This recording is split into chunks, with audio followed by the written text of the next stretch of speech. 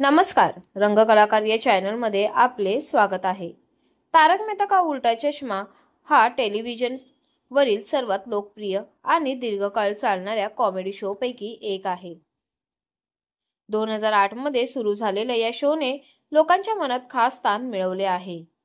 तारक मेहता का उल्टा चष्मा शो मधील सर्वच मात्र प्रेक्षकांचे आवडते आहेत, त्यामुळे हा शो नेहमीच चर्चेत असतो आणि ट्रेंडिंग मध्येही। पण तुम्हाला माहिती आहे का, तुमच्या आवडत्या कलाकारांना किती मानधन मिळते ते? तारक मेहता शोने कलाकारांना मालामाल केला आहे। अनेक स्टार या शोमुळे कोट्याधीश झाले आहेत। या लिस्टमध्ये पहिलं नाव येते ते दयाबेनचं।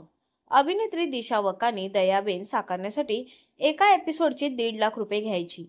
आता ती या शो मध्ये झळकत नसली तरी प्रेक्षक आजही तिची आठवण काढतात।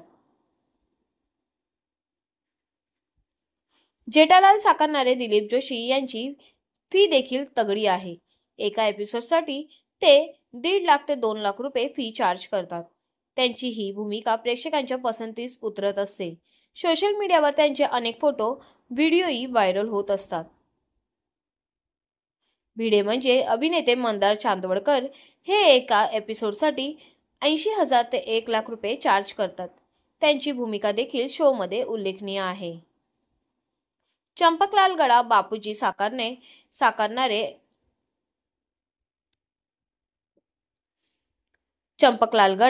बापूजी साकारणारे अभिनेते अमित भट्ट शोच्या एका एपिसोडसाठी 70 ते 90,000 रुपये चार्ज करतात।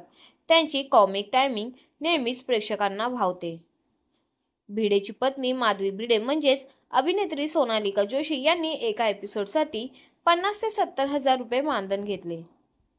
माजी तारक मेहता शैलेश लोढा हे 1 ते 1.5 लाख मानधन एका एपिसोडसाठी घ्यायचे। सध्याचे तारक मेहता सचिन श्रॉफ हे 60 ते 80,000 रुपये मानधन घेत आहेत।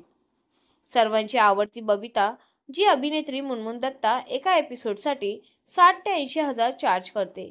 तिची क्रेज खूप आहे। तिच्या अभिनयाचे आणि सुंदरतेचे अनेक लोक चाहते झाले आहेत।